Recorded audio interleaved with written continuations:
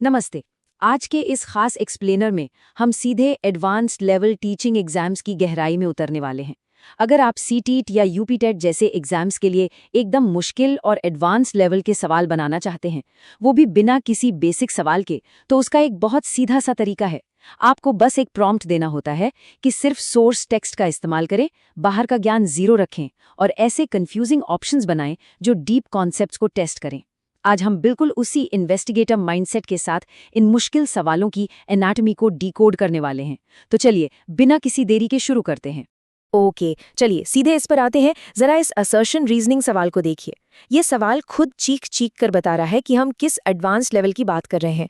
यहाँ असर्शन बिल्कुल गलत है। क्यों? क्योंकि जीन पियाजे की थ्योरी कंटिन्यूअस नहीं बल्कि डिसकंटिन्यूअस यानी स्टेज बेस्ड है। टोटल 4 स्टेजेस होती है इसमें। लेकिन इसका रीजन एकदम सही है।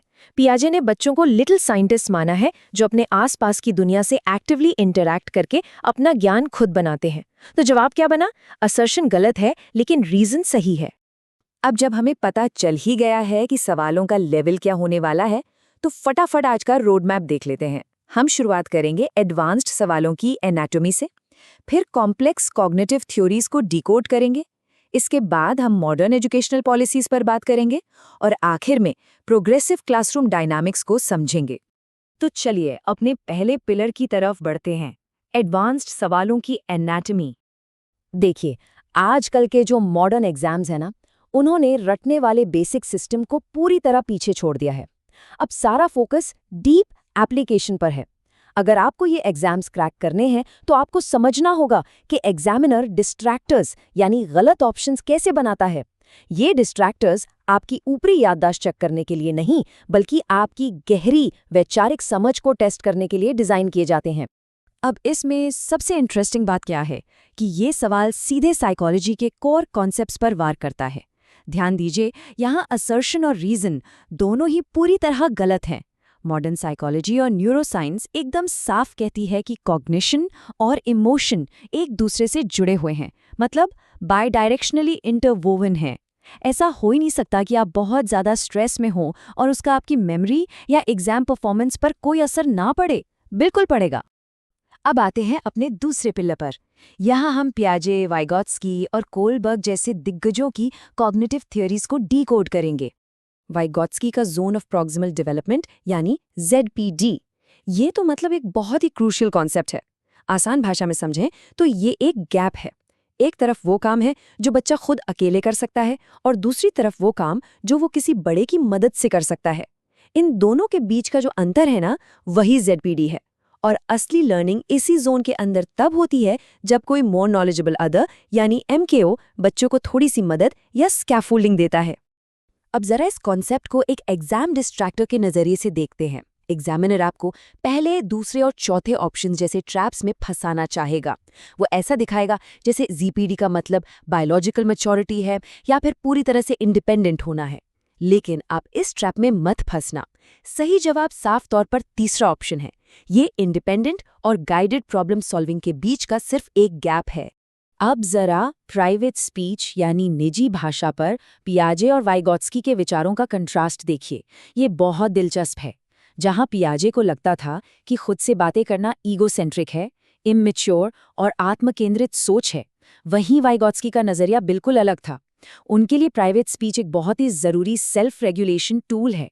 बच्चे खुद से बात करके अपने ही एक्शंस को दिशा देते हैं, ये कोई रुकावट नहीं है।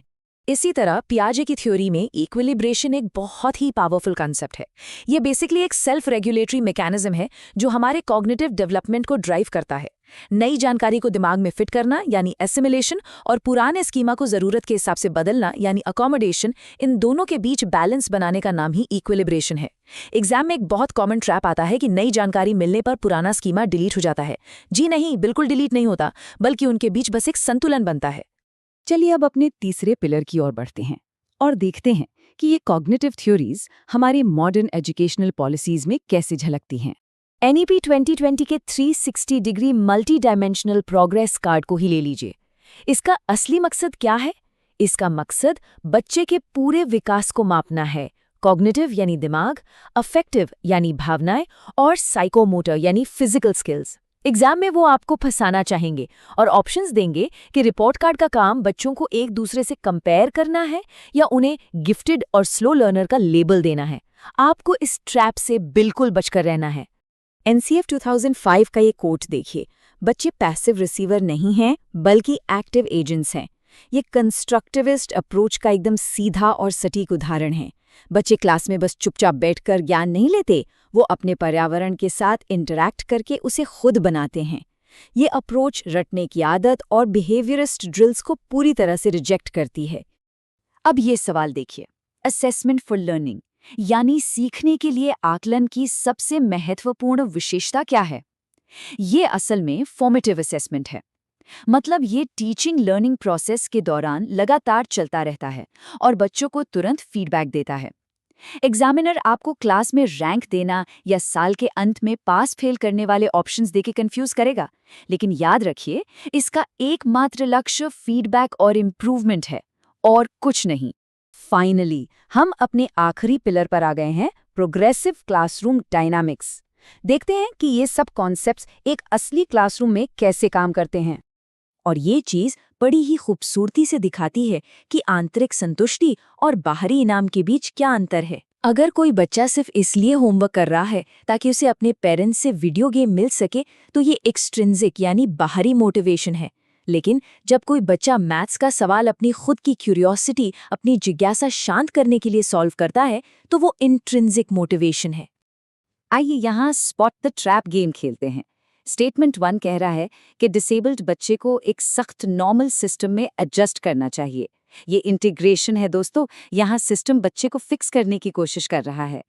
लेकिन स्टेटमेंट 2 को देखिए, ये सच्ची इंक्लूजन यानी समावेशी शिक्षा की बात करता है। इसका सीधा सा उसूल है, सिस्टम को बच्चे की डाइवर्स ज़रूरतों के हिसाब से बदलो, ना कि बच्चे को सिस्टम के हिसाब से। अब आते हैं प्रॉक्सिमो डिस्टल सिद्धांत पर। ये रूल एकदम साफ कहता है कि बच्चे का विकास शरीर के केंद्र यानी स्पाइनल कॉर्ड से शुरू होकर बाहर की ओर यानी उंगलियों तक जाता है। यहाँ अक्सर एक डिस्ट्रैक्टर दिया जाता है, सेफेलोकॉर्डल, जिसका मतलब है सिर से पैर की ओर विकास होना। एग्जाम में इन दोनों के बीच का अंतर एकदम क्लियर होना चाहिए, वरना गलती पक्की है। क्लासरूम मैनेजमेंट के लिए जेंडर स्टीरियोटाइपिंग को पहचानना बहुत जरूरी है। जब आप बिना किसी इंडिविजुअल एबिलिटी को देखे लड़कियों को सिर्फ आर्ट्स और लड़कों को सिर्फ साइंस या मैथ्स तक सीमित कर देते हैं, तो उसे ही जेंडर स्टीरियोटाइपिंग कहते हैं। हमें एक प्रोग्रेसिव क्लासरूम में इस चीज को पूरी तरह से खत्म करना है। तो सबसे क्रूशल पॉइंट ये है कि अगर पेट्रोलियम खत्म हो जाए तो क्या होगा? इस पावरफुल सवाल के साथ हम अपना ये एक्सप्लेनेर खत्म कर रहे हैं। इस सवाल का कोई एक रटा रटाया जवाब नहीं हो सकता। ये बच्चों को कई दिशाओं में सोचने के लिए मजबूर करता है। इसे ही हम डाइवर्जेंट थिंकिंग और क्रिटिकल एनालिसिस कहते हैं। याद रखिए, अगर आप खुद भी इस तरह के एडवांस सवाल जनरेट करना चाहते हैं तो हमेशा ऐसे प्रॉम्प्ट्स का इस्तेमाल करें जो रटने की बजाय डीप समझ को टेस्ट करें। डायरेक्ट याददाश्त से हटकर ओपन एंडेड थिंकिंग की ओर बढ़ना ही मॉडर्न पेडागोजी एग्जाम्स की असली कुंजी है। तो क्या आप आने वाले एग्जाम्स के लिए इस डाइवर्जेंट थिंकिंग को अपनाने के लिए तैयार हैं?